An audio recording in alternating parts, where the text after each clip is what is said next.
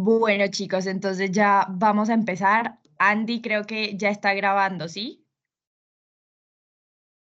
Sí, ahí ya están grabando. Sí, Listo, bueno. Entonces, bueno, la charla que tenemos preparada para el día de hoy es Storch, junto a la línea de neonatología e infectología del grupo de interés de pediatría, pues les trajimos esta charla a colación, dado que pues se nos hace de suma importancia conocer todo este panel de infecciones, dado la necesidad de detectar y prevenir estas enfermedades que a final de cuentas pues pueden complicar mucho a nuestros niños. Entonces se hace de suma importancia que nosotros como médicos pues sepamos reconocerlas y más en un ente primario de atención. En el rural, por ejemplo, que vamos a estar expuestos a toda esta población e incluso a las mamás gestantes. Entonces, damos paso a la siguiente diapositiva. Bueno, entonces, iniciando, vamos a tener esta introducción y es que conocemos esta abreviatura STORCH como el grupo de infecciones que ambas, pues todas, tienen una presentación similar, dado que se adquieren in útero o durante el nacimiento y secundario a esto causan un aumento en la mortalidad y morbilidad a largo plazo de la niñez temprana y tardía. Es la cuarta causa de morbimortalidad a nivel mundial en la etapa perinatal y adicionalmente ocupa 2,6 millones de muertes perinatales anualmente y que el 98% de estas ocurren en Países Bajos o de medianos ingresos, teniendo en cuenta que la mayoría de estas enfermedades son prevenibles y que pues a final de cuentas sí afectan a largo plazo a toda la niñez. Conocemos esta abreviatura, pues inicialmente se creó el término de TORCH y últimamente pues se anexó la S que corresponde a sífilis.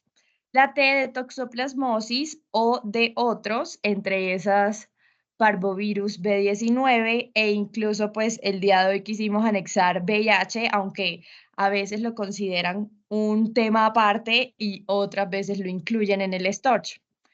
La R de rubiola, C de citomegalovirus y la H de la infección por herpes simple. El día de hoy vamos a hablar de sífilis, VIH y citomegalovirus. Dado que es un tema muy extenso, pues hoy nos vamos a enfocar en esas tres y nuestra segunda charla sí va a tener el resto del enfoque.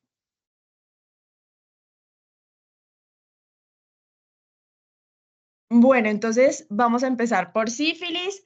Toda la información presentada la obtuvimos de la guía de práctica clínica basada en la evidencia de nuestro país para la atención integral de la sífilis gestacional y congénita. En cuanto a las generalidades, tenemos que esta infección es causada por la bacteria Treponema pallidum, que es una espiroqueta delgada enroscada que mide de 6 a 12 unidades de longitud y 0,25 de diámetro.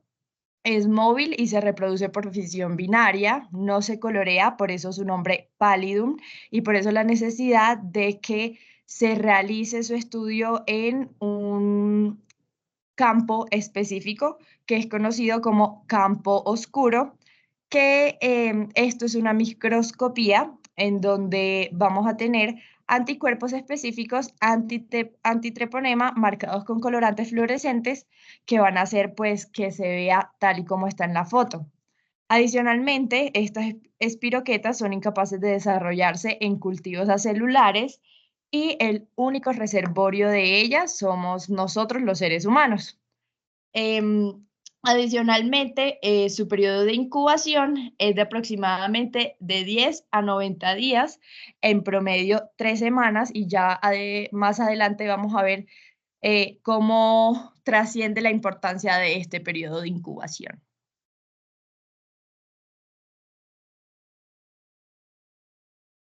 Un poco de epidemiología. Estas dos gráficas que tenemos acá son propuestas por el Civigila.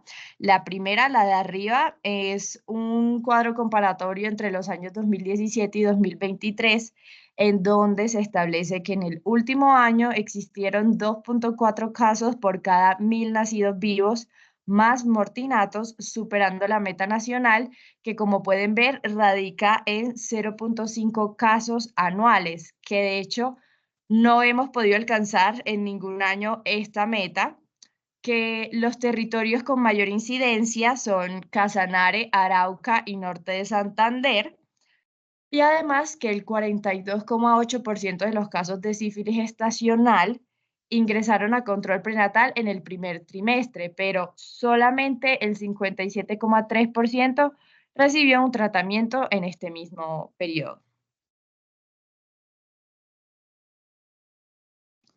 Ahora bien, hablando un poquito de la fisiopatología, em, que pues va encaminada con la transmisión de esta bacteria, tenemos en cuenta tres vías. Esta se puede transmitir por vía sexual, por vía vertical, que es la que nos concierne en esta charla, y vía sanguínea, que está asociada a los donantes de sangre. Entonces, para tener en cuenta, una vez y el treponema atraviesa la barrera hematoplacentaria, ya sea por vía vertical, es decir, por la circulación fetal, o a través de transmisión sexual, es decir, por contacto con lesiones en el canal vaginal, como lo es el chancro. em, la espiroqueta pasa a la sangre fetal. Una vez pasa a la sangre fetal, va a haber diseminación de estas espiroquetas en el torrente sanguíneo del recién nacido, que terminará causando una infección multisistémica. Tenemos que tener en cuenta que la espiroqueta puede atravesar esta barrera hematoplacentaria a partir de las 20 semanas, y es por eso que en el segundo trimestre del embarazo, pues es de suma importancia hacer todas estas pruebas para sífilis gestacional. Adicionalmente, esta respuesta inflamatoria va a estar mediada por los niveles de interleuquinas, interferones, factor de necrosis tumoral, que dependiendo a si el recién nacido pues es prematuro o no, van a ser muchísimos más bajos estos niveles de respuesta inflamatoria, y que la principal respuesta está mediada por lesiones con infiltración perivascular de linfocitos, células plasmáticas y de histocitos, que finalmente van a terminar dando toda la sintomatología que vamos a ver en las siguientes imágenes. Una vez hay una infección multisistémica, podemos encontrar que hay mayor incidencia pues, de abortos espontáneos, óbitos fetales, puede cursar sin síntomas. El recién nacido puede ser prematuro y adicionalmente pues lo que mencionábamos de las manifestaciones clínicas asociadas a esta respuesta inmunitaria. Ahora, ¿cuáles son los factores de riesgo? La edad gestacional, lo que habíamos hablado, que en este segundo trimestre hay mayor riesgo dado que el treponema ya puede atravesar la barrera. Los comportamientos sexuales de riesgo, que de hecho durante la gestación pues se puede aumentar el riesgo de reinfecciones. Los pobres controles prenatales, ya sean por dificultades geográficas, económicas, culturales, que propician el retardo en el diagnóstico y el tratamiento. Y asimismo, el pobre soporte familiar y social, que pues vamos a ver una población altamente afectada como lo son las madres adolescentes, gestantes solteras, migrantes o desplazadas.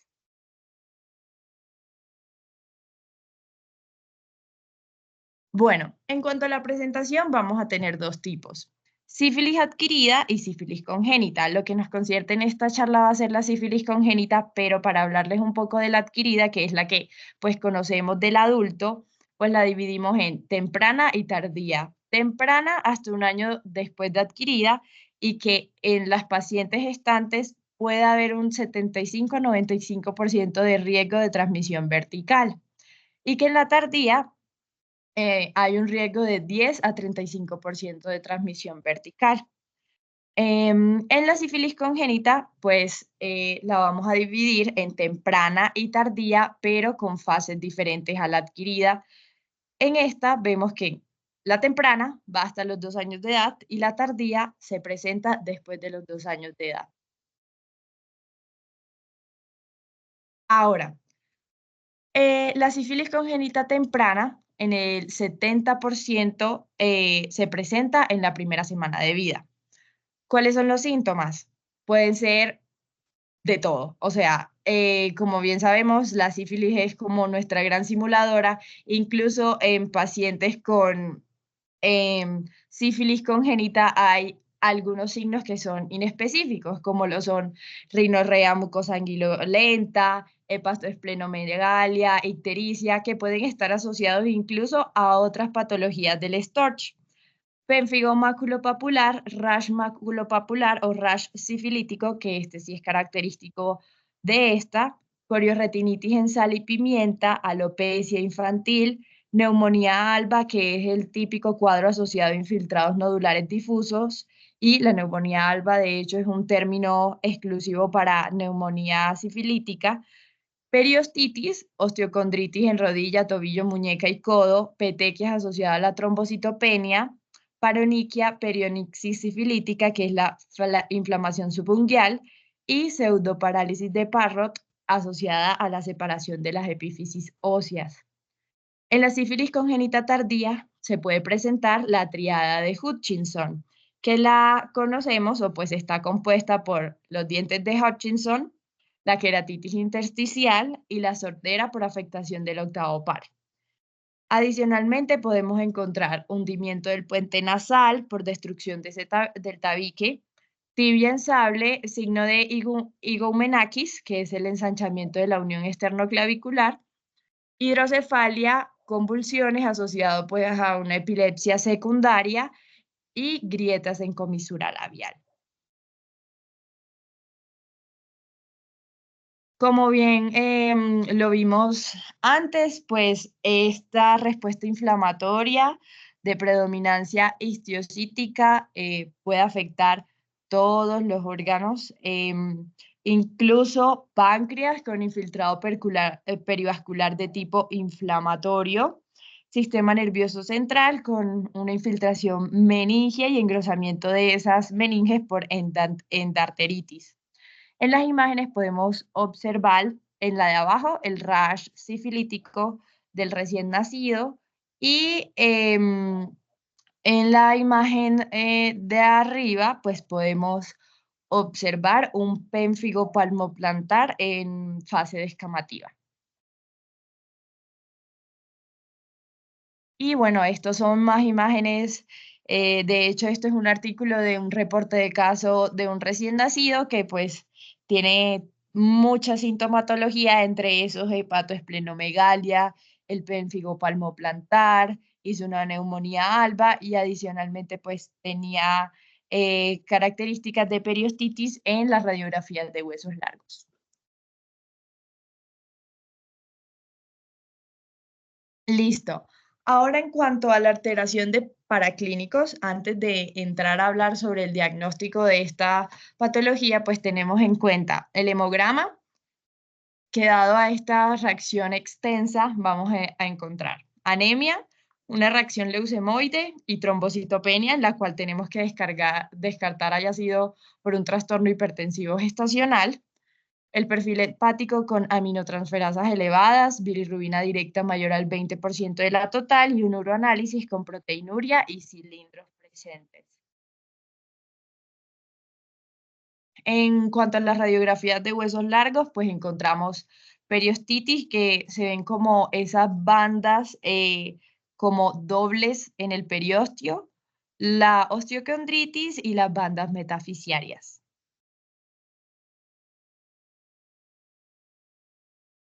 Y en el líquido cefalorraquídeo, pues vamos a encontrar un BDRL, que es una prueba no treponémica reactiva en cualquier dilución, al igual que una hiperproteinorraquia y una meningitis aséptica. Es importante tener en cuenta los valores normales de células y proteínas en líquido cefalorraquídeo dependiendo de los días de nacido del bebé. Recién nacido a término o pretérmino en los primeros 30 días de vida se considera normal hasta 120 miligramos decilitro de proteínas y hasta 15 leucocitos. Después de estos 30 días, hasta 40 miligramos decilitro de proteínas y hasta 5 de leucocitos. Ahora bien, para tener en cuenta la definición de los casos de sífilis congénita propuesta por nuestra guía colombiana, tenemos que se debe cumplir cualquiera de estos 4 criterios. Entonces, primero, que el recién nacido sea fruto de la gestación, pues ya sea mortinato o nacido vivo, de madre con sífilis gestacional sin tratamiento o con tratamiento inadecuado para prevenir la sífilis congénita, sin importar el resultado de las pruebas no treponémicas del neonato. Esperen, qué pena.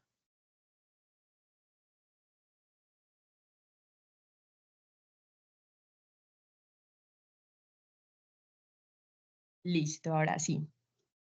Segundo criterio, todo fruto de la gestación con prueba no treponémica y títulos 4 veces mayores a los de la madre. Tercero, todo recién nacido vivo, hijo de gestante con diagnóstico de sífilis en el embarazo actual, con una o varias manifestaciones sugestivas de sífilis congénita. O todo fruto de la gestación con demostración de treponema pallidum por campo oscuro.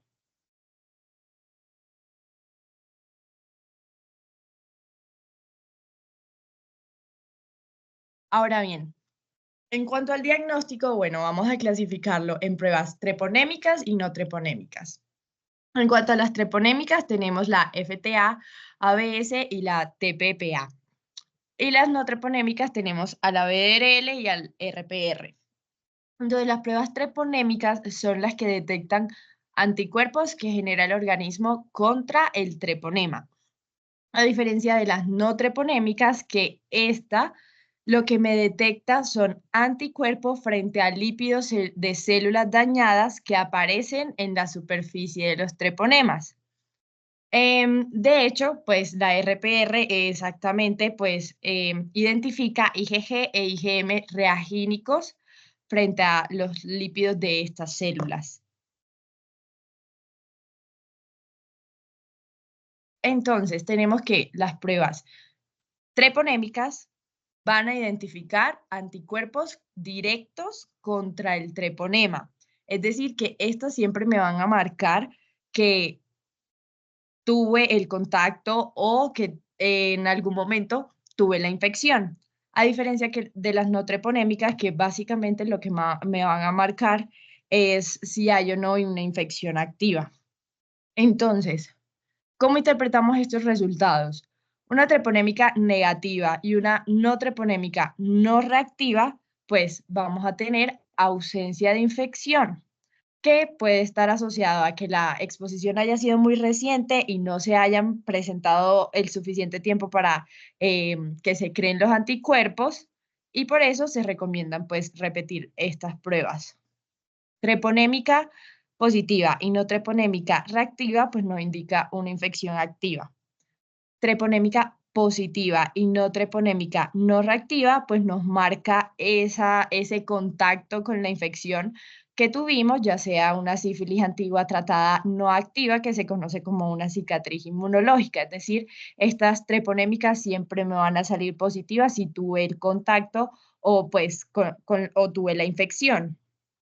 La treponémica negativa y la no treponémica reactiva, pues me indicaría una ausencia de infección o considerarlo un falso positivo, por lo que se recomienda repetir la prueba treponémica. Siempre que tengamos una prueba no treponémica reactiva, tenemos que confirmar con las treponémicas, que son las que me van a marcar directamente el anticuerpo.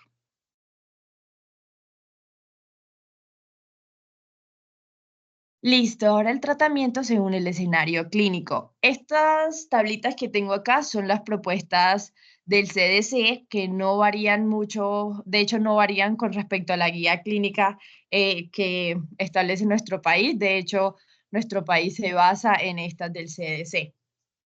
Entonces, el primer escenario, vamos a tener un caso probable o altamente probable. ¿Cuáles son estos casos? Cualquier neonato que tenga alteración en el examen físico o que tenga pruebas no treponémicas con títulos mayores a los de la madre al momento del parto.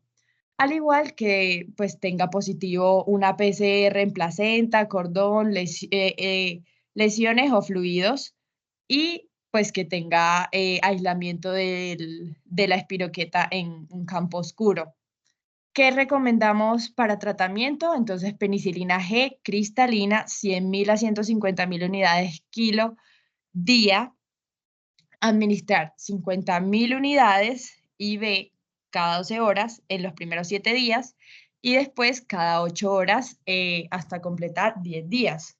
Y la segunda opción es penicilina G 50.000 unidades kilo intramuscular en una sola dosis por 10 días.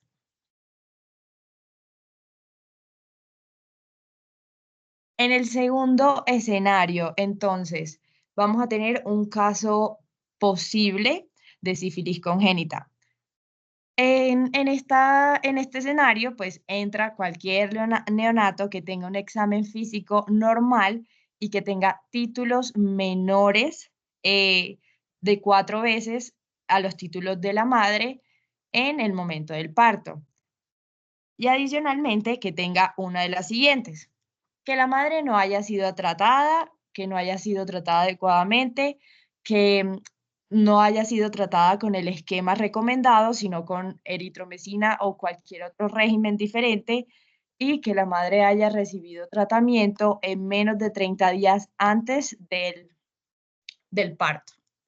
¿Qué vamos a recomendar? Lo mismo, penicilina cristalina los 10 días con la segunda opción, pues penicilina G procaína, 50.000 unidades intramusculares en una sola dosis por 10 días, o la tercera opción, penicilina G benzatínica, 50.000 unidades kilo intramuscular en una sola dosis.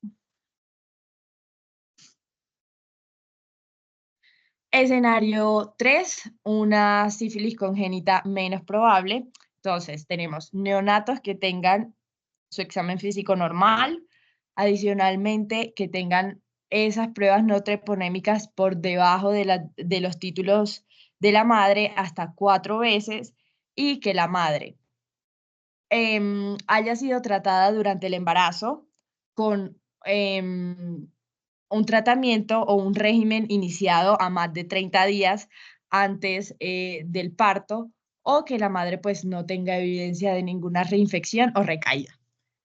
Y pues el tratamiento recomendado es la penicilina G benzatínica, 50.000 unidades kilo, dosis intramuscular en una sola dosis. Y por último, el escenario 4, que es una sífilis no probable, pues vamos a tener el neonato que tenga su examen físico normal, nada de sintomatología, que los títulos estén menores y que adicionalmente pues la madre haya sido tratada adecuadamente antes del embarazo, que la madre tenga títulos de pruebas no treponémicas que permanecen estables y permanecen bajos durante el embarazo y al momento del parto. En este último caso, pues no se recomienda ningún tratamiento, no es requerido.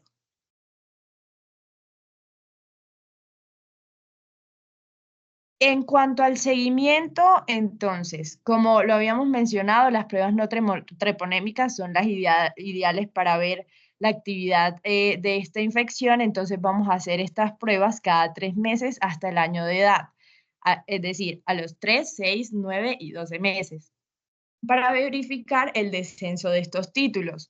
Asimismo, si el paciente pues presentó síntomas en el sistema nervioso central o afectaciones centrales, pues se debe hacer un control con líquido cefalorraquídeo a los 6 meses.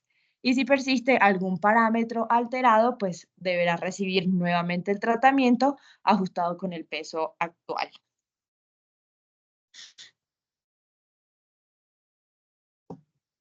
Y por último, acá les dejo esta infografía, pues esta imagen que me parece de mucha utilidad para conocer como toda esa sintomatología que puede presentar los pacientes que pues tengan esta infección congénita y adicionalmente las alteraciones paraclínicas que pueden tener. Bueno, ya continuando con esta segunda parte de la charla, vamos a hablar del VIH. Como decía Mariana anteriormente, pues realmente el VIH no hace parte, o pues generalmente en muchas guías no lo incluyen en el grupo STORCH. Estaría parte como tal de la letra O de otros. ¿Por qué se me hace importante mencionárselos a ustedes acá en esta charla? Porque realmente el VIH es una de las patologías más frecuentes como tal que uno ve en el contexto de neonatos. ¿Qué pasa? Todo es color de rosa hasta que llega la mamá con VIH positivo y que nunca tuvo una terapia antirretroviral. Acá como tal, voy a hablar como tal de la información que está consignada en la guía de práctica clínica enfocada a VIH gestacional y pues del neonato, que su última actualización fue recientemente en el 2021. Esta tuvo unos cambios con respecto a la anterior, que si no estoy mal era con 2017-2016 en respecto al manejo. Entonces, para empezar, pues las generalidades es que tenemos que el VIH tipo 1 o tipo 2 hacen parte de la familia Retroviridae. Entonces, como tal, estos a su vez pertenecen al género del lentivirus. Como tal, esta familia de virus son predominantes o hacen parte como tal de, o generalmente contagian a simios, chimpancés, orangutanes. Estos virus a su vez tienen la capacidad de ser citopáticos, o sea, funcionan a nivel intracelular y causan múltiples enfermedades en distintos animales, principalmente esos grupos o esas especies que mencioné anteriormente. En el ser humano, el VIH tipo 1 y el VIH tipo 2, vamos a tener que tener un trofismo especial por linfocitos T CD4, por ese receptor del CD4. Como tal, fisiopatológicamente o en su virulencia, van a llevar una disminución sostenida de esta línea celular y adicionalmente se ha visto que afectan como tal la función y incluso el conteo de células como las células de Langerhans, la natural killer, los macrófagos y los monocitos, como tal generando una afectación a toda la respuesta del sistema inmune. Epidemiológicamente hablando ya del virus de la inmunodeficiencia el virus de la inmunodeficiencia humana, esta tablita fue tomada como tal del libro de Nelson con su última actualización en el 2016, donde nos muestra cómo se encuentra cómo se encontraba en ese momento el contexto del VIH a nivel mundial. Vamos a tener que la zona donde mayor número de casos o mayor número de gente con VIH se encuentra en ese momento es en África. Ustedes van a encontrar en la literatura científica y en la literatura médica y pues en muchas bases de datos de pediatría que la mayoría de estudios de VIH en el contexto perinatal se hacen en estudios en África. ¿Por qué? Por esta misma razón, porque tienen más de 25 millones, más de 25 millones de casos a 2016. Ese número ha aumentado paulatinamente pues en el último paso de los años. ¿Cómo estamos en América?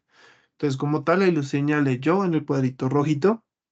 América se encuentra entre la mitad, pero pues igualmente se estima que hay más de 3 millones de casos en toda la población a 2016. ¿Qué ha pasado? Este número tendió a aumentar principalmente en países de Sudamérica. Ya les voy a explicar un poquito por qué, pero pues es generalmente por la crisis migratoria que se presentó en la última década. ¿Qué pasaba con esas mamitas que venían acá a Colombia, a Chile, a Perú? Que ellas no tenían los controles prenatales necesarios, no tenían las precauciones para factores de riesgos. Entre ellos había promiscuidad, no había uso de métodos de barrera y pues como tal facilitaba la infección por VIH. Al no tener controles prenatales, pues también se evidenciaba como tal estadios tardíos de la patología de la infección y en los neonatos pues ya se presentaban las complicaciones que pues como tal conlleva el VIH y pues ya el contagio del VIH como tal en esta población perinatal. Hablando de la virulencia del virus, pues en este cuadro acá, también tomado del texto de Nelson, vamos a ver cómo el virus como tal identifica el linfocito TCD4 a través de los receptores o los correceptores CCR5 o el CXCR4 se van a unir a la membrana plasmática y van a facilitar la fusión. Este va a liberar todo el material genético que se encuentra dentro del virus, va a ser liberado dentro del citoplasma de la célula huésped y usando la maquinaria celular van a generar o van a transcribir como tal nuevas células vivas, que es como nuevas células activas. Perdón. ¿Qué otro factor importante tiene este virus a comparación de otros virus? Que este tiene la capacidad de ponerse en una fase de latencia donde disminuye o como tal suspende como tal toda esa fase de multiplicación, se almacena en el linfocito TCD4 y ya en estadios avanzados vuelve a empezar nuevamente su replicación de manera masiva, que es aquí donde vamos a presentar mayor sintomatología en la persona infectada. En el cuadrito que vemos por debajo vemos las distintas proteínas y pues demás estructuras que contiene como tal este virus y las distintas funciones que tiene este. Entonces pues vamos a definir que como tal, que es como tal un virus de complejo y con múltiple funcionalidad, que es también algo que ha dificultado mucho el tratamiento específico de este virus.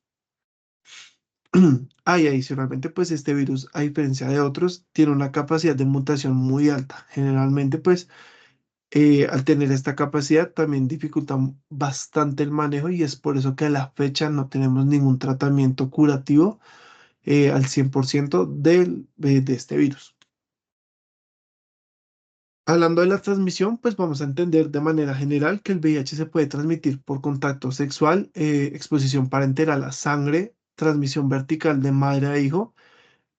También se ha evidenciado, pero en menor medida, secreciones vaginales que estén infectadas por el virus y a nivel pues, del trabajo de parto, e incluso se ha identificado durante la lactancia. Ya vamos a hablar un poquito de eso porque pues es un poco debatido, pero pues ya hablamos un poco sobre eso. Como tal, los recién nacidos con madres con HIV positivo es muy importante hacer el diagnóstico lo antes posible, ya que si no se hace y no se da la terapia antirretroviral, como lo vamos a mencionar posteriormente, aumenta el riesgo de contagio de transmisión del 15 al 45% de estos neonatos que pues están en proceso de gestación. Ya en el periodo, pues ya en la población pediátrica como tal, pues vamos a encontrar que la gran mayoría de población pediátrica que se encuentra infectada por el virus de la inmunodeficiencia humana se causa o pues está principalmente dado por el proceso de la gestación, el parto o la lactancia materna. Entonces, pues como tal, como lo mencioné anteriormente, pues se puede dar en estos tres procesos, tres momentos, durante la gestación, durante el trabajo de parto y durante la lactancia materna. El momento donde más casos de infección se han registrado como tal es durante el trabajo de parto. Y actualmente se estima que hay aproximadamente 2.5 millones de niños a nivel mundial con infección por VIH. En Colombia realmente no tengo ese dato, pero pues sé que a 2016 Bogotá en la subred sur ese número iba en descenso y a 2016 tuvieron un pico y volvieron como a los datos aproximadamente a los valores que estaban para el primer periodo del 2004-2006 aproximadamente. Ya hablando sobre la transmisión intrauterina, pues ya vimos el porcentaje en el cual se puede dar la probabilidad de transmisión, pues realmente no es tan alto, pero como tal, para su diagnóstico se recomienda hacer mediante PCR de tejidos fetales. Esto es muy complicado, aumentaría los riesgos como tal de un parto pretérmino, entonces muchas veces no se hace y simplemente se hace con la prueba de la madre, pero pues está escrito en la literatura para que lo tengan presente. Hay mayor probabilidad de que se dé este contagio intrauterino al final del tercer trimestre, durante todo el tercer trimestre, por la razón que hay una debilidad de las paredes de la placenta y como tal del saco amniótico, lo cual pues puede facilitar que hayan microtransfusiones de sangre de la madre al líquido intraamniótico. Que entonces ya vamos a hablar un poquito de cómo prevenir eso, pues la infección por contaminación del líquido intraamniótico. El segundo escenario de transmisión es durante el trabajo de parto, que es donde mayor posibilidad de infección madre-hijo hay. Esto dado que hay mayor exposición de sangre y secreciones, ya sean cervicovaginales a nivel del canal del parto. Como tal, también acá se han identificado en nuevos estudios que hay mayor riesgo de que hayan microtransfusiones cuando hay contracciones. Entonces, cuando hay contracciones, se debilita aún más el saco amniótico y facilita como tal el paso de la sangre infectada al líquido amniótico, aumentando aún así el riesgo de infección al neonato. Y ya las asociadas a lactancia materna. Es la vía menos frecuente de infección y generalmente se asocia a madres que adquirieron la infección después del trabajo de parto, después de haber tenido sus hijos. Acá hay un debate muy grande, ya se los voy a explicar por qué y pues les voy a explicar el contexto colombiano, pero para que lo tengan presente, la Organización Mundial de la Salud recomienda y establece que el beneficio de la lactancia materna supera el riesgo de infección por VIH. Esto pues por la prevención de enfermedades que causan también mortalidad en el recién nacido, como pueden ser neumonía, diarrea y desnutrición. Esto lo hacen principalmente por el enfoque que vimos durante la epidemiología, dado que en África los números de VIH materno-infantil son elevados. Y entonces pues es darle lactancia materna al niño o que el niño se muera de hambre porque la mamá tiene VIH. Entonces ellos ponen que se tiene que medir el contexto de este caso. Para Colombia la situación cambia un poco, cambia un poco porque la guía de práctica clínica nos establece unos lineamientos específicos que voy a hablar al final de esta parte de la charla. ¿Qué factores protectores y qué factores de riesgo vamos a tener pues para la infección al neonato? ¿Qué factores nos aumentan el riesgo? Que la madre tenga una carga viral elevada que se define con más de 100 copias por cada mililitro, eh, un parto prematuro en menores de 34 semanas, ya que pues al ser un neonato enfermo está más susceptible a infecciones, la ruptura prematura de membranas o la ruptura que sea prolongada, ya que cada hora que pase de que la membrana esté rota, aumenta el riesgo de infección en un 2% por cada hora que pase. El parto instrumentado, por la razón de que hay mayor riesgo de que hayan laceraciones y heridas en la barrera, que sería la piel del neonato, y pues podría haber infección por líquido amniótico contaminado o por secreciones contaminadas de la madre. Un recuento de CD4 disminuido en la madre, que la madre tenga triple I, que era lo anteriormente denominado coriomiolitis, acordémonos que ya ese término cambió, ha estado actualizado en las últimas guías, o que la madre tenga funicitis. También que la madre presente alguna otra infección, principalmente pues se describen que la madre tenga malaria, muy, muy relevante acá en el contexto de Colombia, tuberculosis o citomegalovirus, que vamos a hablar en la siguiente parte de la charla. ¿Qué factores son protectores o nos disminuyen el riesgo de contagio? Realizar cesárea programada, ya vamos a hablar que es una de las indicaciones principales de la guía de práctica clínica, siempre tomar la vía alta sobre la vía baja, que la madre reciba una profilaxis con sidobudina y luego, según el riesgo del neonato, este tenga también la profilaxis, que la madre tenga una terapia antirretroviral de alta actividad, que como tal se define con un periodo de más de 4 semanas, con una adecuada adherencia por parte de la madre, y que la madre tenga una carga viral menos de 100 copias por mililitros, al menos identificada al menos una hora antes del parto, pero pues eso también está un poco debatido. Que nos siga a nosotros trabajando ya de la parte de pediatría o neonatos.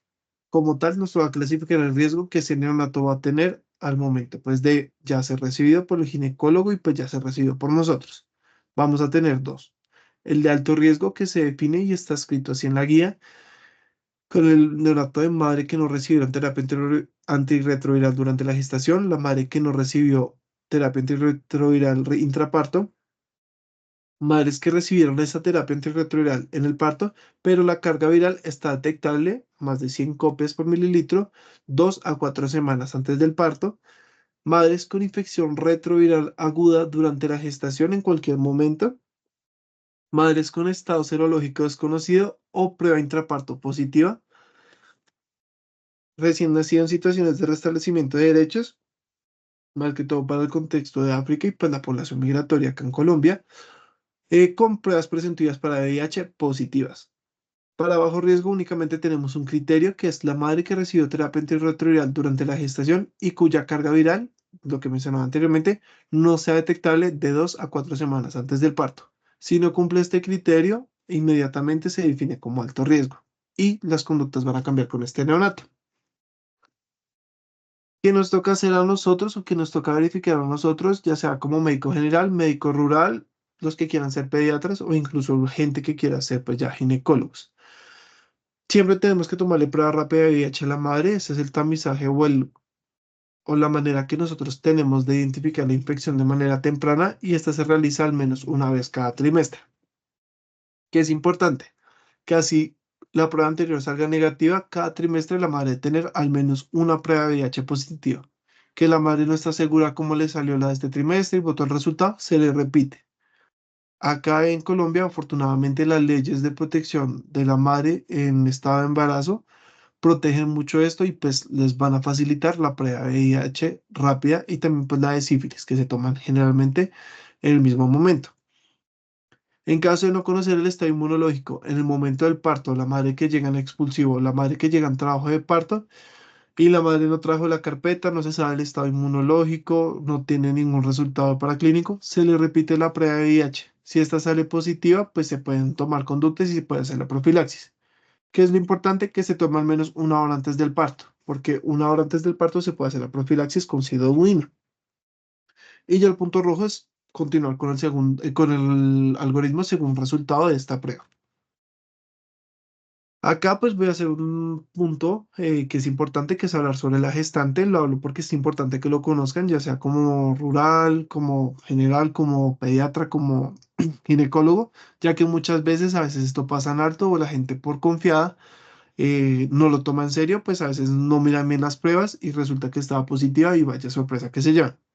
Entonces es importante cuando una madre conoce que está en embarazo, se tiene que tomar la primera prueba. Si esta es negativa, pues se le hace la siguiente prueba al siguiente trimestre y así sucesivamente. Si esta prueba sale positiva en cualquier momento, se tiene que tomar una segunda prueba, que esta tiene que ser distinta a la anterior o de inmunoensayo. Si el resultado de esa prueba es positiva, a diferencia del adulto, pues que no se encuentra en esta gestación, se considera un diagnóstico probablemente de positivo. Recordemos que en el adulto, en la guía pues, de VIH de adulto normal, se considera ya la segunda prueba un diagnóstico positivo. Acá se tiene que solicitar una tercera prueba, que es la carga viral. Y según eso, pues, se va a determinar el diagnóstico. Si es indetectable esta tercera prueba, se tiene que tomar una cuarta prueba. Y así sucesivamente. Entonces acá les digo el algoritmo. En el cuadrito de la derecha vamos a ver los distintos escenarios de la A a la I, de qué hacer en cada prueba que sale y pues el resultado final y la interpretación y el manejo que se le tiene que dar a esa madre con VIH o sin VIH. Si la prueba es positiva y ya se confirma el diagnóstico o estamos en probablemente confirmado positivo, se tiene que iniciar la terapia antirretroviral lo antes posible. Y si se conoce momentos antes del parto, se tiene que hacer la profilaxis. En estos casos, ya inmediatamente se contraindica de manera inmediata la lactancia materna. El cuadrito que se los dejo a la derecha, no lo voy a leer como tal, es para que conozcan cuáles son los esquemas que actualmente están avalados por acá, por el Ministerio de Salud de Colombia, para la madre embarazada. Ustedes como médicos le preguntan, mamá, ¿cómo es su esquema? Se dirigen a la guía, miran, no, yo tengo este medicamento, este medicamento, este medicamento, y verifican que se lo haya tomado, pues por el tiempo correcto, le toman la carga viral antes del parto y llevan a la mamita, pues a cesárea, ya electiva. Ya el manejo intraparto por parte del que se encarga del neonato se dan en estos 5 puntos muy importantes. El primero, y pues el que ya estábamos mencionando anteriormente, es la cesárea y la profilaxis con sidobudina. Acá también la cesárea es un tema muy debatido, ya que hay unas guías, principalmente de ginecología, que dicen que no hay riesgo de llevar al neonato por canal bajo, o sea, por parto normal, si la madre tiene una adecuada terapia antirretroviral y tiene una carga viral indetectable. Generalmente es un poco más complicado que eso y generalmente la guía de práctica clínica dice mejor llevarlo a cesárea, porque pues de igual manera es aumentar el riesgo y pues generalmente pues eso genera problemas costo efectivos y pues para la salud del niño. Segundo punto, que es más que claro, es evitar el contacto con sangre materna. El tercero es bañar inmediatamente con agua y jabón al neonato. En la imagen que vemos a la mano derecha, vemos cómo bañan a un neonato. A momentos de nacer lo bañan, es uno de los pocos momentos en los que se baña un neonato tan tempranamente y se tiene que restregar o bañar múltiples veces con agua y jabón. ¿Por qué tiene que ser con agua y jabón y no con otra solución? Porque se ha demostrado que el jabón como tal inactiva con lo que sería la membrana del virus y como tal facilita como tal la destrucción de este. Eh, Cuarto punto, evitar laceraciones en la piel de recién nacido, tanto como el ginecólogo como el que se carga del neonato a nivel del, pues ya, del contexto de adaptación, tiene que tener mucho cuidado de no perforar la piel del neonato, incluso momentos después de haberlo bañado, ya que cualquier herida, cualquier escoriación o cualquier herida abierta aumenta como tal ese riesgo de infección hacia ese neonato. Y ya por último es aplicar la profilaxis ocular y la vitamina K, preferiblemente por vía oral. En muchos lugares aún, generalmente en hospitales públicos, van a encontrar que la vitamina K aún se inyecta. Ya actualmente se está pasando más por la vía oral, pero pues igualmente, tener mucho cuidado con la vitamina K inyectada en estos pacienticos. ¿Qué es importante también? ¿Qué se hace con el manejo del cordón umbilical? Como lo habíamos hablado en anteriores charlas, y pues se va a seguir haciendo énfasis en esto, madre con VIH sospecha o VIH confirmado, se tiene que hacer el pinzamiento y el corte del cordón lo antes posible, ya que al no hacerlo de esta manera aumenta potencialmente el riesgo de transmisión de la madre y el hijo. Entonces acá pues podemos ver que es un clampaje temprano, ahí se ve como el cordón aún se encuentra lleno de sangre, no como lo mostramos en la charla de NALS, y pues se tiene que hacer de esta manera. ¿Cómo vamos a hacer el manejo? Como tal, la profilaxis para el neonato de bajo riesgo, que fue con las indicaciones que les mostré anteriormente, únicamente se utiliza el ácido budina. ¿Quién nos va a cambiar? Si el neonato es a término o es prematuro. Como tal, la guía nos dice que cuando es a término o tiene más de 35 semanas, se tiene que utilizar la dosis de sidodudina a 4 miligramos kilogramo dosis vía oral cada 12 horas por 4 semanas de manera continua. La dosis va a disminuir cuando está entre las 30 y las 35 semanas y esta se va a dar las primeras 2 semanas a una razón de 2 miligramos kilogramo dosis cada 12 horas y después de la segunda semana hasta la cuarta se sube esta dosis a 3 miligramos kilogramo dosis en la misma frecuencia. Cuando usamos la dosis más baja, cuando es menor de 30 semanas, se utiliza 2 miligramos kilogramo dosis cada 12 horas por las 4 semanas, independiente del estado del bebé, solamente cuando esté bajo riesgo. ¿Cómo se hace la profilaxis de alto riesgo? Acá se van a agregar de 2 a 3 medicamentos. ¿Cómo se van a definir, cómo se determina qué medicamentos darle? Acá en el cuadro de la derecha vemos que según la edad gestacional y según el peso del bebé se puede utilizar el medicamento.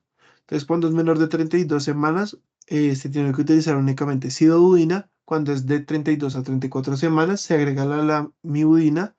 Cuando es mayor o igual de 34 semanas hasta término, se puede agregar la nevirapina. Y cuando es mayor de 37 semanas y pesa más de 2 kilogramos, se puede agregar en vez de la nevirapina el raltegravir. Acá en el cuadrito les dejo cómo son las dosis de cada medicamento, pues ahí ya pueden ver cómo pueden jugar con ellos según pues, edad gestacional y peso. Y de esta manera pues lo van manejando. Con el raltegravir es un poco más complicada la dosificación. Este cuadro no se los voy a leer, pero pues para que se lo lleven a la vida y sepan cómo funciona el raltegravir, acá está el volumen, dosis y suspensión que se tiene que dar según el peso y la edad del recién nacido. Y ya para finalizar como tal, lo que sería lo que nos menciona la guía de práctica clínica, están los algoritmos de manejo y de seguimiento de estos neonatos. Entonces voy a empezar con el de bajo riesgo, que es como tal el escenario ideal, que es poco frecuente que llegue, pero pues es fundamental que lo sepa. Entonces se tiene que tomar la carga viral 2 semanas de haber terminado la profilaxis, o sea, generalmente a la sexta semana de vida, y según el resultado, pues se va evaluando. Si ese es indetectable, se tiene que tomar una segunda carga viral a los 4 meses y si esta sale indetectable, se tiene que descartar el diagnóstico. Volvámonos un poquito al escenario. Si la segunda prueba de carga viral es positiva, se tiene que hacer una tercera carga viral de manera inmediata.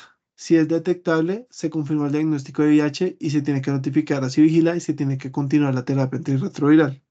Si es indetectable, se tiene que enviar a consulta con infectología, ya que él tiene que hacer pruebas adicionales que no competen al médico general para el diagnóstico de exclusión o inclusión de VIH.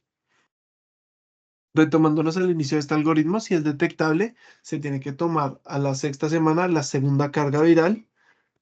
Si el resultado es detectable, inmediatamente se confirma el diagnóstico y si es indetectable, se tiene que tomar una tercera carga viral e incluso una cuarta. Y pues ahí van siguiendo con el algoritmo. Con el recién nacido de alto riesgo cambia el escenario. Ya no se toma a la sexta semana de vida la primera carga viral, sino a las 72 horas de vida, o sea, el tercer día de vida como tal. Si ese es indetectable o negativo, de igual manera se continúa la profilaxis y a las 2 semanas, o sea, la sexta semana de vida generalmente, se toma una nueva carga viral. Y según pues, los resultados se va jugando y pues se va cambiando la cantidad de cargas virales que se tenga que tomar.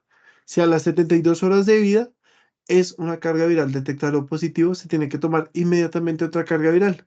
Y de esta manera, pues ya una segunda carga viral de manera inmediata a las 72 horas de vida positiva se confirma el diagnóstico. De esta manera, pues igualmente también les dejo los algoritmos para que los tengan presentes y pues los tengan ahí a la mano. Esto generalmente no es de memoria ni nada, ya que pues aprenderse de memorias puede hacer que se salten algún paso y pues vayan a hacer errores al momento de atender a estas mamitas. Como les estaba mencionando, la guía de práctica clínica del 2021, a diferencia de la recomendación de la Organización Mundial de la Sabana, de la Salud, dice que no se indica el inicio de lactancia materna a cualquier madre con un diagnóstico sospechoso o positivo de HIV.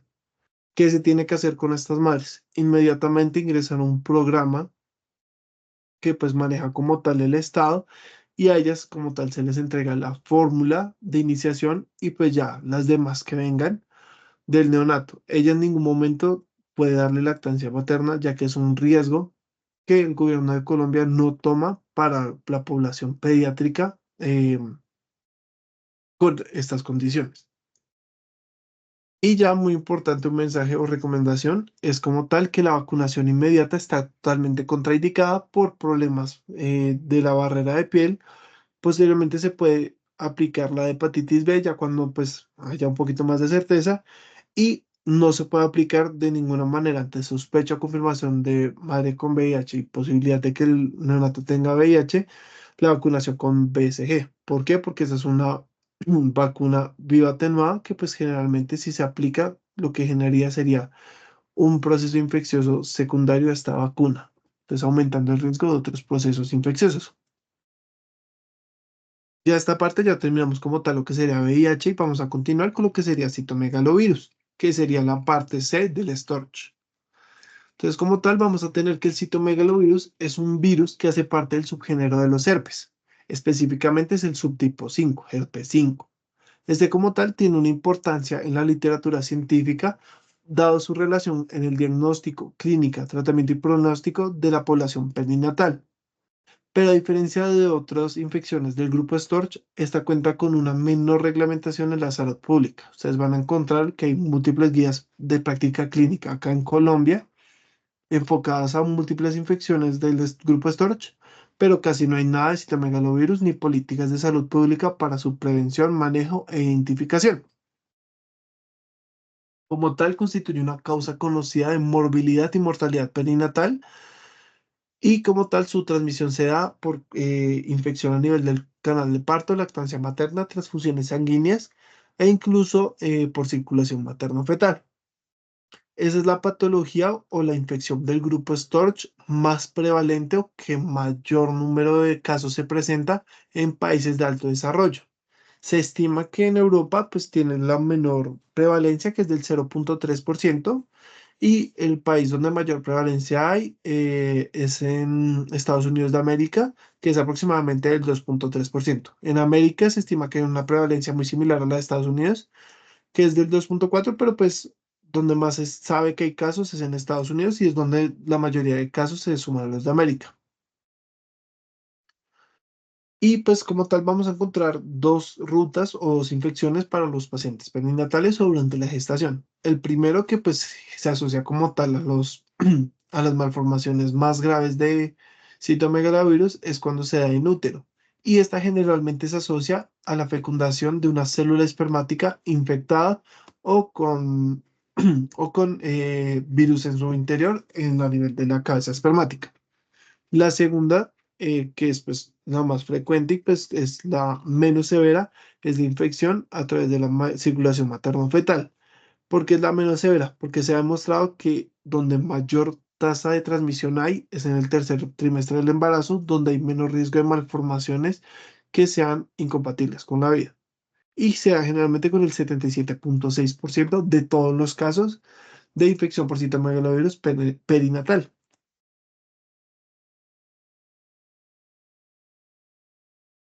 Listo. Si bien como nos comentaba Andrés, durante la gestación hay dos rutas diferentes, vale la pena aclarar que la infección por citomegalovirus es aún más prevalente durante la lactancia materna. Ya pues obviamente saliéndose un poco del tema que nos compete, que pues más adelante lo vamos a abarcar y es que pues existen dos infecciones por citomegalovirus en nuestros bebés, y es que una es la congénita y la otra es adquirida, que de hecho se contempla a muy temprana edad. De hecho, se contempla que la infección por citomegalovirus adquirida es a partir de las 2 semanas de vida y que de hecho en esta etapa es donde se ven las mayores tasas de infección, pues asociados a la lactancia materna. Entonces, en cuanto a fisiopatología, vamos a tener, como lo venía mencionando Andrés, que la transmisión puede ser a través del tracto genital materno durante el parto, la circulación fetal, la lactancia materna, transfusiones sanguíneas o a través de fluidos biológicos de pacientes infectados que excretan el virus, específicamente saliva y orina, que es donde más perdura este virus. Adicionalmente, en países en vías de desarrollo, la mayoría de los niños se ha infectado a la edad de 3 años y se estima que el 0,7% de todos los nacidos vivos nacen con infección congénita por citomegalovirus y que de estos entre un 10 a un 15% tendrán síntomas al nacer. El periodo de incubación de este virus es muy variable, sin embargo, algunos autores lo establecen entre 3 a 12 semanas. Ahora bien, en cuanto al cuadrito que tenemos acá, la infección por citomegalovirus la diferenciamos en primoinfección y reinfección en las madres. Si una madre tiene una primoinfección, existe la probabilidad de 40% de transmisión hacia el feto. Y si tiene una reinfección, el 0,5 al 1% de transmisión. Em, en estas madres con primoinfección, de ese 40%, del 10 al 15% de recién nacidos infectados son sintomáticos. El 10% son sanos y el 90% presenta secuelas, que es lo que más nos marca en este virus, que son pues las secuelas y el pronóstico que va a tener. Y en el otro lado de la primera infección, entre el 85 y el 90% de los recién nacidos infectados van a ser asintomáticos. En cuanto a la reinfección, 0 al 1% de los recién nacidos van a ser infectados sintomáticos. De estos, 5 al 15% generarán secuelas y el 85 al 95% serán sanos. ¿Por qué se hace esta diferencia entre la reinfección y la primoinfección? Pues dado que en la reinfección pues la madre ya tiene anticuerpos contra el virus creados y a través de la circulación placentaria, pues estos anticuerpos ya pueden ir atravesando placenta, generando así menor riesgo de estar infectados y menor riesgo de tener sintomatología.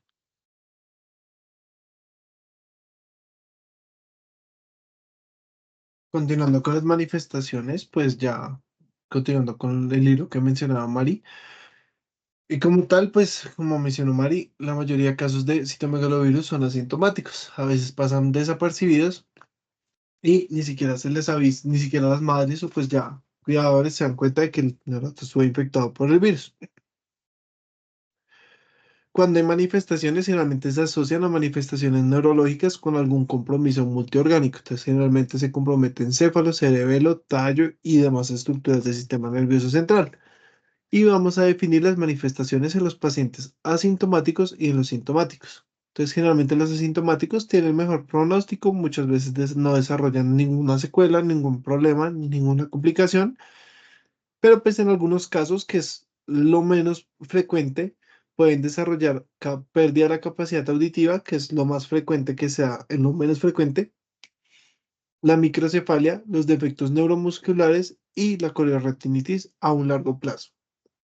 Ya en los pacientes sintomáticos que generalmente se presentan neonatos prematuros o que hayan tenido alguna complicación durante la gestación, generalmente se presentan los síntomas que mencioné anteriormente y se agregan la hipotonía, la ventriculomegalia, la hipoplasia cerebelosa, polimicrogría, espasticidad, petequias, hepatosplenomegalia, retraso en el desarrollo y un alto riesgo de infecciones en los primeros 3 meses de vida. Generalmente se han descrito o pues se han asociado bastante la infección por la gastroenteritis a nivel causada por rotavirus o cualquier tipo de infección a nivel pulmonar o bronquial.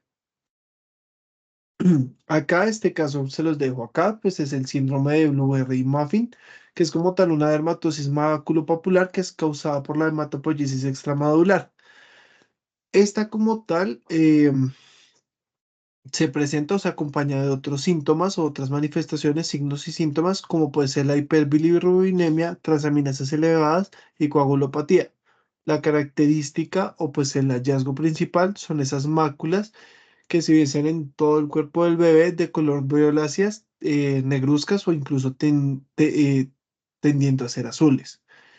Esta patología generalmente se asociaba a rubéola, que ha pasado en los últimos años. En los últimos 20 años se ha descubierto que el citomegalovirus también tiene un factor de virulencia muy importante para el desarrollo de esta patología. Si ustedes evidencian que el neonato presenta unos signos así, adicional a la rubéola, pues que realmente no es tan prevalente en Colombia, ustedes pueden sospechar también la infección por citomegalovirus.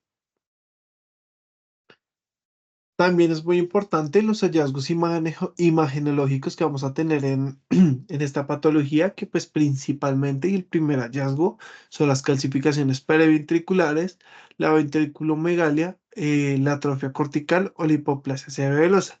En la imagen que tenemos a la derecha podemos ver cómo hay compromiso y calcificaciones a nivel periventricular y como tal también hay dilatación de los ventrículos.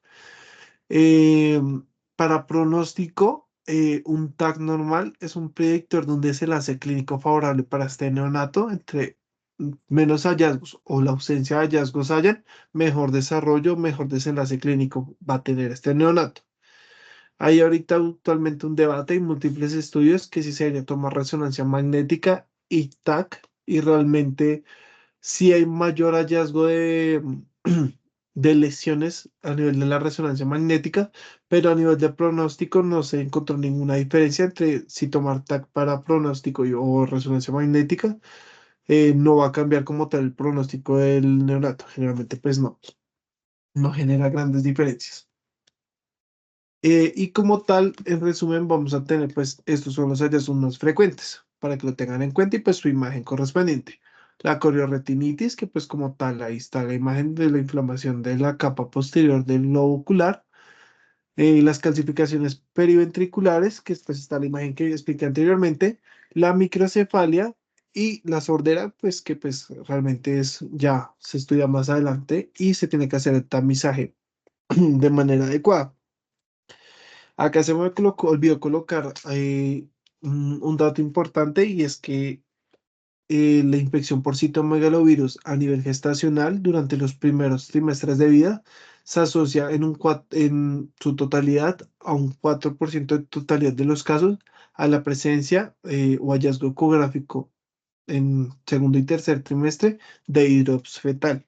Entonces, pues también cuando haya un hallazgo de hidrops fetal, un diagnóstico diferencial es la infección por citomegalovirus.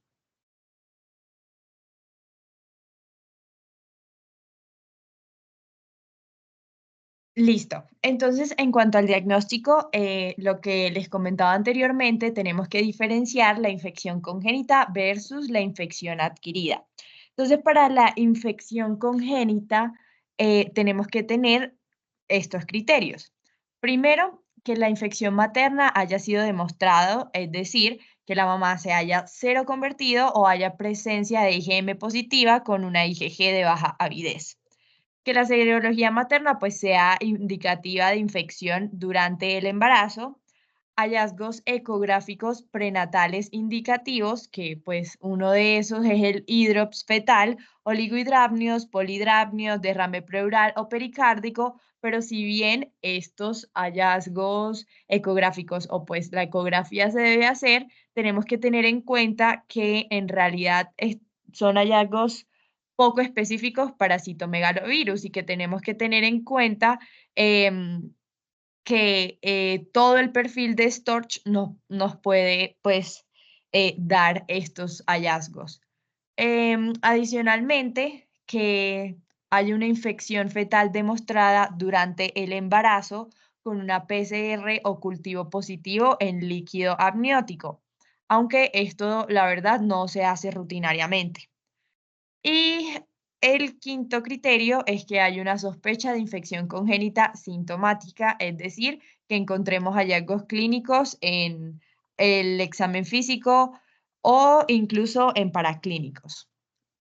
Ahora bien, para diferenciar con la infección adquirida, pues lo que principalmente vamos a tener de diferencia es que en la infección congénita debemos tomar como punto de partida la seroconversión materna.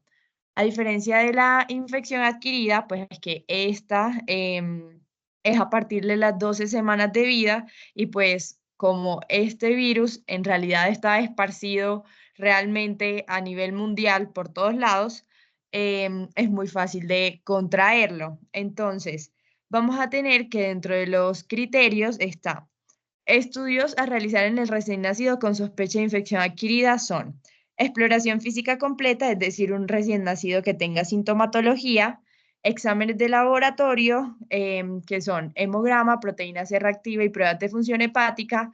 Y tercero, pues que es el pilar en estos casos, es la serología del recién nacido. Entonces, una serología positiva para citomegalovirus, PCR cuantitativa en sangre y orina positiva, cultivo o PCR en leche materna, perdón, y secreción vaginal. Y asimismo, valorar el cultivo o PCR de citomegalovirus en el líquido cefalorraquídeo. Otros paraclínicos asociados a la sintomatología del recién nacido serían radiografía de tórax si hay deterioro respiratorio, radiografía de abdomen si hay clínica digestiva y ultrasonido de abdomen si hay hepatoesplenomegalia, hepatitis o colestasis. Entonces, pues dentro de esos criterios diagnósticos de la infección adquirida, encontramos la seroconversión IgM de citomegalovirus más el cultivo de PCR positivo en orina a partir de las 2 semanas de vida en el bebé, ya no en la madre. Cultivo o PCR de citomegalovirus negativos en orina o en sangre en las 2 primeras semanas de vida y positivos posteriormente y cultivo o PCR de citomegaloviro positivos a partir de la segunda semana de vida con PCR negativa en sangre seca de pruebas metabólicas o en el tamizaje neonatal.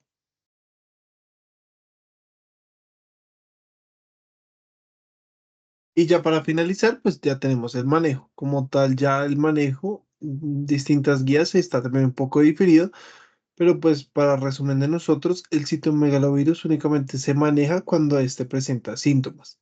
Como tal, se ha evidenciado mejores desenlaces con el manejo con el ganciclovir cuando se utiliza una razón de 6 miligramos kilogramo de intravenosa 2 veces al día durante 6 semanas.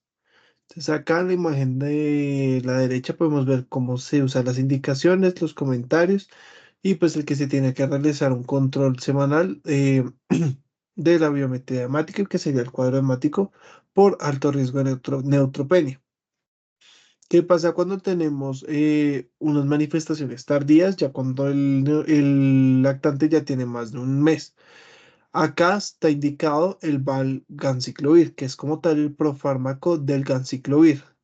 Este se utiliza por vía oral tiene una adecuada biodisponibilidad y se utiliza a razón de 16 miligramos por kilogramo cada 12 horas por vía oral y únicamente se puede utilizar ya después del mes de vida, cuando pues ya son diagnósticos tardíos o cuando hay una hipoacusia progresiva y hay sospecha de citomegalovirus. A diferencia del ganciclovir, se puede prolongar su uso hasta por 6 meses y está indicado únicamente dar antes de las comidas. Toca tener cuidado porque, al igual que el ganciclovir, tiene alto riesgo de neutropenia y se tiene que hacer seguimiento también de la función hepática. Bueno, en cuanto al pronóstico, en realidad el citomegalovirus es una infección que tiene baja mortalidad, pero altas tasas de complicaciones. Entre esas, las principales son sordera, déficit neurológico, cognitivo y motor, al igual que la afectación visual, pues asociada a la corioretinitis.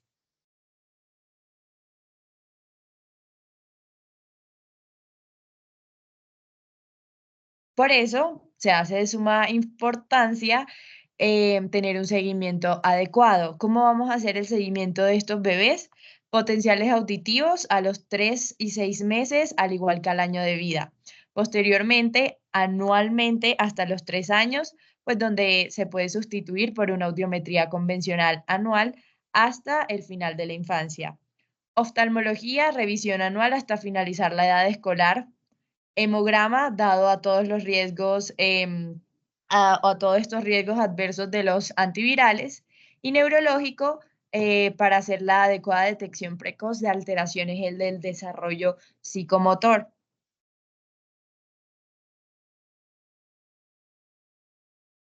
Y ya por último, les quería dejar esta infografía, pues que nos ayuda un poco a identificar esos síntomas, pues de los pacientes con citomegalovirus, siempre tener la sospecha en esas madres que hacen seroconversión, al igual que hacer el control prenatal adecuadamente y pues siempre tener en cuenta que lo que más nos va a afectar de esta infección son las complicaciones a largo plazo y que solamente lo tratamos en esos casos sintomáticos o casos graves en los que haya una sintomatología severa o factores de riesgos asociados como lo son, por ejemplo, una madre que tenga asociado un bebé 24X.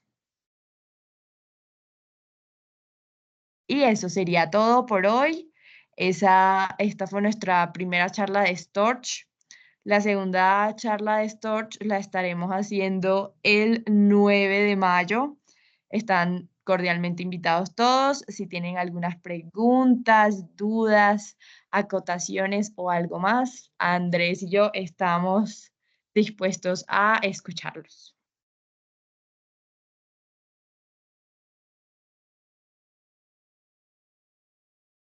Creo que Pacho tiene la Sí, manito Pacho. levantado.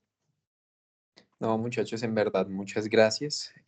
Una muy buena revisión, súper completa, eso sí, como siempre, Storch dará de qué hablar, siempre. Es un tema que cada día salen cosas nuevas, hay gente entusiasta que le mete la ficha a cada una de estas enfermedades, y como ustedes bien dijeron con la sigla inicialmente, no es solamente lo que tenemos en mente de la sífilis, toxoplasmosis, rubeola, citomegalovirus y herpes, sino que esa letra O de otras llegan a ser incluso a 15 infecciones posibles. No sé si lo habían conocido para quienes estén aquí en esta reunión, pero incluso la enfermedad de Chagas es una enfermedad de carácter perinatal, o sea, también se puede transmitir de forma vertical. Entonces es un sinnúmero de enfermedades muy interesantes que aunque es importante que se conozcan para un médico general, lo más importante es la parte de saber cómo interpretar unos paraclínicos de una madre que asista a control prenatal para ello y a los niños que terminen siendo infectados por ello saber qué hacer. De pronto de las tres que mencionaron hoy, me gustaría como mencionar que en la parte de VIH, nosotros tenemos en nuestra guía práctica clínica en Colombia, que pues de nuevo es una guía que ya tiene sus años, pero, bueno, sí, perdón, si no estoy mal, fue actualizada hace como 2 años, a decir verdad. La que sí está un poquito viejita es la de sífilis, creo que sí es. Pero el tema es que nosotros diferimos en ciertos criterios de alto y bajo riesgo, entonces depende. Para muchas personas el tema de VIH es algo controvertido según el área del mundo en el que nos encontremos. Para considerarlo de alto o bajo riesgo, al menos en nuestro país hay ciertos criterios. En otros lugares del mundo se basan de la carga viral y, y el conteo de CD4 incluso, pero nosotros tenemos 6 criterios que están enunciados en nuestra guía y que los pueden conocer de pronto.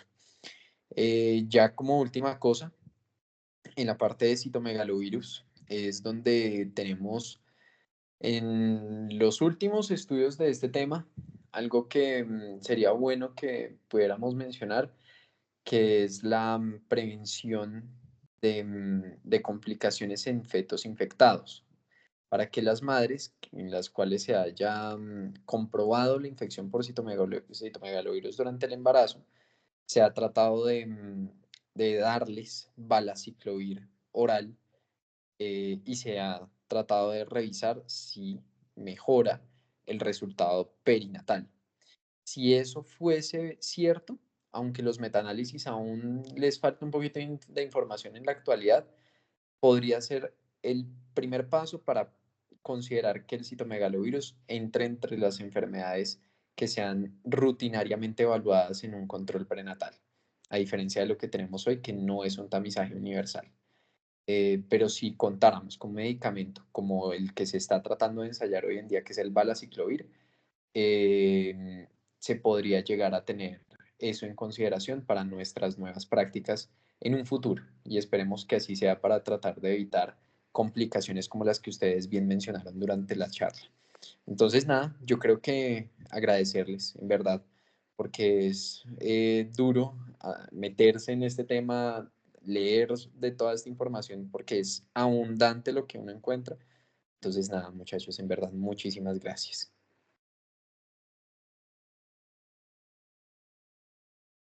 Muchas gracias a ti, Pacho. Y gracias a todos los que estuvieron acá. No sé si hay alguna otra pregunta o pues comentario, lo que sea.